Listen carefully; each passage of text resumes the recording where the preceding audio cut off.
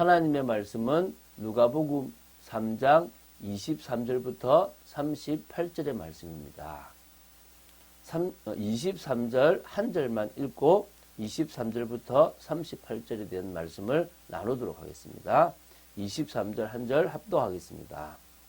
예수께서 가르치심을 시작하실 때에 30세쯤 되시니라. 사람들이 아는 대로는 요셉의 아들이니 요셉의 위는 헬리요. 요 위가 지금 족보라서 굳이 볼 필요가 없어서 안 봤는데요. 누가복음 3장 23절부터 38절은요. 예수님의 족보가 소개되고 있습니다. 이 시점에 갑자기 예수님의 족보가 소개되는 것이 좀 이상할 수 있는데, 한 인물의 사역이 시작되기 바로 전에, 바로 앞서서 그 인물에 대한 족보를 소개하는 것이 유대 문학의 이 전통을 따른 것이라고 해요. 그러니까 우리는 잘 안 쓰는 건데, 유대 문학에서는 이런 족보들을 집어넣고 이 사람이 이런 사람이다라고 하고 시작한다는 거예요. 그래서 이제 서서히 이제 누가복음의 초점이 예수님의 공생의 사역에 맞춰져 있다라는 것을 우리는 기억해야 됩니다. 근데 잘 보십시오. 마가복음은 고난받으신 종으로서의 예수님의 측면을 강조하기 때문에 종에게 불필요했던 족보를 굳이 기록하지 않고 생략했다고 보시면 됩니다. 마태복음에서는 그 구약에 예언된 다윗의 자손 곧 메시아로서의 예수님을 거의 강조하다 보니까 당연히 왕의 족보가 나오게 되는 거고요. 또 이 누가복음 역시도 이렇게 이 족보가 나오게 되어 있는 겁니다. 이 족보에 나오는 인물은 구체적으로 사실 오늘 다루지 않겠고요. 중요한 것만 좀 다루도록 하겠고, 마태복음에 나오는 족보와 누가복음에 나오는 족보의 차이를 좀 설명하는, 그래서 사실적인 부분을 이 누가복음은 어떤 족보의 특징이 있고 마태복음은 어떤 족보의 특징이 있다는 것을 조금 다뤄보고 이렇게 마치도록 하겠습니다. 근데 그것만 해도 어려울 수 있습니다. 왜냐하면 이게 좀 학적이기 때문에 또 좀 복잡하기 때문에요. 우리 좀 아침 새벽부터 너무 복잡한 이야기가 좋지 않을 수도 있는데요. 어쨌든 봅시다. 23절을 제가 먼저 보겠습니다. 자, 23절 보면 예수께서 가르치심을 시작하실 때에 30세쯤 되니라. 이 되시니라. 요거만 오늘 지금 먼저 좀 다루려고 하거든요. 그 바로 이어서는 다 합쳐서 다루려고 하는 건데, 예수님께서 30세쯤 되어 그의 사역을 시작했다는 이 사실은요. 예수님께서 일반적으로 지켜져 온 유대 사회의 전통, 또 통념 이런 것을 준수하신 분이었다는 것입니다. 왜냐하면 이 유대의 종교 규례로 볼 때 성막에서 공적 직무를 맡던 레위 지파들은 30세가 되어져야만 성막 사역을 할 수 있었던 것입니다. 그게 이제 민수기 4장 3절에 나오거든요. 그러니까 유대 사회에서 30이라는 나이는 공적 직무를 담당하기에 부족함이 없는 연령으로 이렇게 강조된 겁니다. 자, 여러분 잘 아는 요셉. 요셉은 애굽에서 했지만 애굽이라는 그곳에서도 총리직을 수행할 때 나이가 몇 살입니까? 30이었습니다. 또 다른 예가 다윗입니다. 다윗이 왕위에 나아갔던 그 나이가 몇 살이냐? 30이었다는 거예요. 예수님도 이 30세에 쓰임 받았습니다. 누구처럼요? 요셉과 다윗처럼 이 영적 백성의 왕으로의 사역을 이 30세에 시작하셨다고 보시면 됩니다. 그래서 예수님은 30세에 시작해서 3년 6개월, 약 3년 6개월 정도 활동하셨다라고 보시면 됩니다. 자, 그리고 이제 이 사람들이 아는 대로 요셉의 아들이니 요셉의 위는 헬리요부터 해가지고 38절에 그 위는 에노스요, 그 위는 셋이요, 그 위는 아담이요, 그 위는 하나님이시니라. 이렇게 지금 족보가 나와집니다. 자, 마태복음의 족보와 누가복음의 족보의 몇 가지 차이를 좀 한번 다루도록 하겠습니다.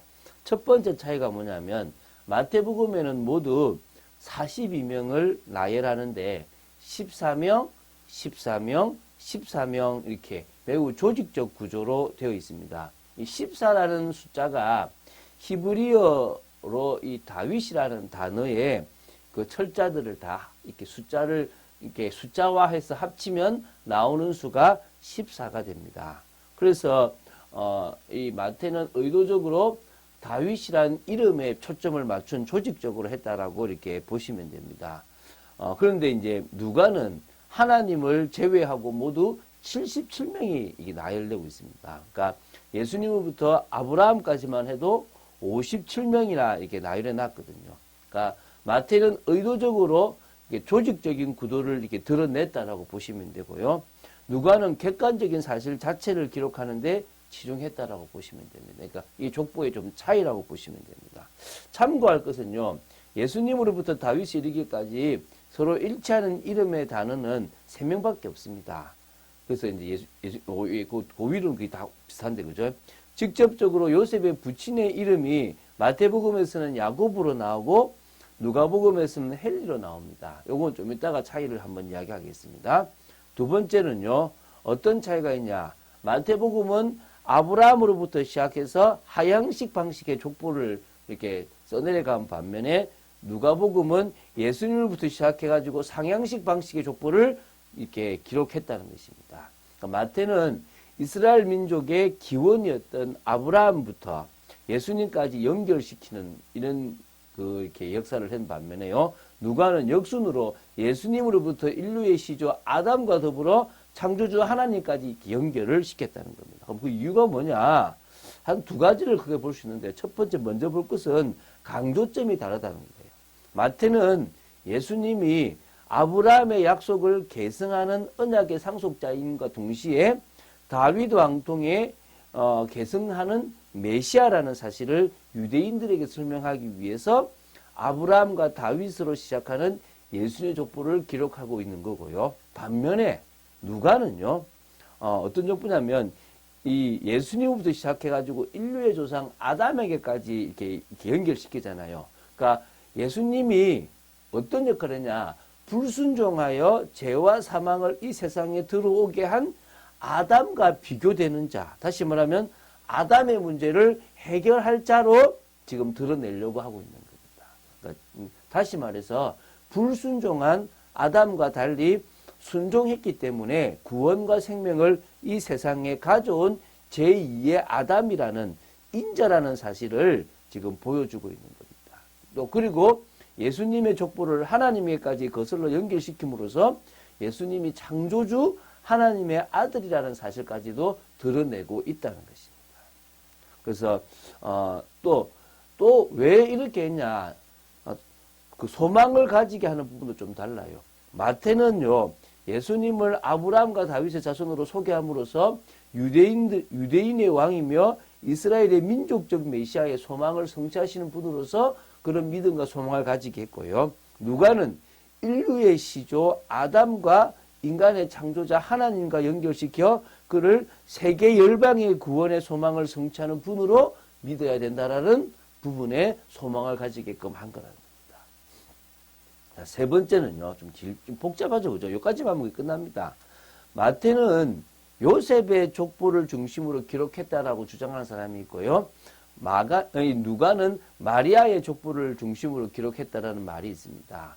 그 이유가 뭐냐? 예수님께서 여자의 후손으로 오신 메시아임을 입증하기 위해서 이 누가는 족보를 이 마리아의 족보라고 했다라고 하는 겁니다. 그래서 그 증거로 이 요셉의 이게 아버지가 이게 마태복음에는 그 야곱으로 나오는데 누가복음에는 헬리로 나오는데 사실은 이 헬리가 누구냐? 이 마리아의 부친이고 요셉의 장인이 되는 겁니다. 그래서 이렇게 보면 됩니다. 누가가 어떻게 했냐면 예수님께서는 사람들이 아는 대로는 요셉의 아들이라고 기록했는데 예수님께서 사람들이 아는 것과 달리 실제로 마리아의 아들이라는 것을 시사하려고 그렇게 했다. 이런 식인 거죠. 결국 동정녀 마리아에게서 나신 예수님의 출생의 특이성이 있다는 것을 제시하려고 했다는 것입니다. 자, 그런데 이거를 그렇게 아니라 어떤 사람들도 이렇게 주장이 지금 다 주장이거든요. 요즘 세 번째 파트는요. 아니다. 요셉의 족보가 맞다. 마리아의 족보가 아니다. 그러면서 이제 이거를 어떻게 얘기하냐면요. 이거 좀 사실 좀 복잡해지는데 마태는 법적 계보를 기록한 반면에 누가는 실제적 계보를 기록해서 이런 거죠. 요셉의 실제 아버지는 헬리인데 마태는 헬리의 백부 야곱을 이 요셉의 아버지로 기록했다는 거죠. 이게 이제 형사치수의 율법, 다시 말하면 계대법 있지 않습니까? 이게 그 수원법, 다시 말하면 내가 자식이 없으면 내 동생이 내 자식을 낳아줘야 되지 않습니까? 그런 법칙을 따라서 이렇게 기록했다라는 겁니다. 어떤 게 맞냐 뭐 모릅니다. 그러나 대부분의 많은 학자들이 마리아의 족보다라고 주장을 하고 있습니다. 자, 이제 요 세 가지 특징을 제가 말씀드렸고요. 하나만 더 말씀드리고 마치려고 하는데 새벽부터 아마 머리가 많이 아프실 건데요. 누가복음의 저자 누가는 예수 그리스도를 통한 하나님의 구원의 보편성에 깊은 통찰력을 가지고 있었던 사람으로 보입니다. 그래서 누가는 유대인의 조상인 아브라함에게서 끝나지 않고 인류의 조상인 아담까지와 궁극적으로 하나님에게까지 거슬러 올라가는 족보의 흐름을 통해서 예수님께서 특정 계층이나 민족만의 구주가 아니라 온 인류를 위한 구주라는 사실을 보여주려고 하셨다는 것입니다. 어려운 이야기죠. 그러니까 족보라는 것을 우리가 좀 귀하게 봐야 되거든요. 자, 저는 이걸 통해서 여러분들에게 하나를 심어주십니다. 예수님은 그리스도입니다. 예수님은 이 땅에 우리를 구원하러 오신 그리스도가 맞습니다. 누가는 누가복음을 통해서 철저히 예수님은 하나님의 아들 그리스도다. 우리가 주로 모시기에 부족함이 없는 분이라는 것을 계속 강조하고 있습니다. 이번 주간에 우리는 여호수아에 대해서 계속 좀 나누게 될 것입니다. 여호수아는 모세를 보면서 하나님의 역사를 보면서 준비된 인물입니다. 우리도 하나님의 은혜와 구원의 축복, 교회 중심의 영적 생활, 영원한 언약과 분명한 사명을 가지고 정말 준비되야 될 것입니다. 기도를 통해 풀어가는 삶 되시기 바랍니다. 올라가면서든 또 여러분이 회사에서든 중요한 시간에 기도하는 여러분 되시기 바랍니다. 그런 축복을 누리는 여러분 되시기를 주 예수 그리스도 이름으로 축원드립니다. 주는 그리스도시요 살아계신 하나님의 아들이심을 고백합니다. 아버지 하나님, 진정으로 저희들이 예수님의 족보, 누가복음에 나오는 족보를 통하여 마태복음과 다른 차이들을 몇 가지 봤습니다. 복잡하고 이런 부분들을 봐야 되나 싶지만 아버지 하나님, 우리의 근거가 분명하게 되기를 확신합니다. 예수님 맞나? 이런 의심이 아니라 주는 그리스도시요 살아계신 하나님의 아들이심을 우리의 어떤 상황에서든지 고백할 수 있는 믿음의 사람으로 저희들이 세워지기를 간절히 소원합니다. 오늘 하루의 삶도 지켜주시고 인도하여 주실 줄로 믿습니다. 주 예수 그리스도 이름으로 기도드립니다. 아멘.